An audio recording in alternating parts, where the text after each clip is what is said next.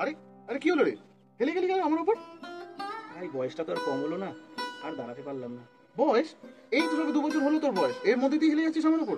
কি আর করবো বল, প্রমোটার বানানোর সময় যদি সস্তা বালি, সস্তা ইট, সস্তা লোহা দিয়ে যদি না বানাতো, তাহলে হয়তো আজকে আমি তোর মতনই দাঁড়িয়ে থাকতাম। তুই এর মধ্যেই হেলে গেলি। এই দেখ আমার পরিস্থিতি দেখ, একদম হাট্টা কাট্টা হয়ে চাঙ্গা হয়ে দাঁড়িয়ে রয়েছি। ওই দেখ পৌরসভার লোকেরা আসছে তোকে ভাঙতে।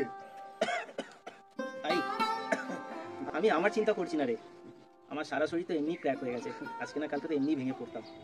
আমি চিন্তা করছি 3 তলার সম্রাট সারা জীবনের সেভিংস ভেঙে একটা ফ্ল্যাট কিনেছিল, তার ইএমআই এখনো 10 বছর বাকি। 2 তলার দত্তবাবু, বুড়ো বুড়ি 70 বছর বয়স, বাড়ি ভেঙে দিলে ওরা কোথায় যাবে?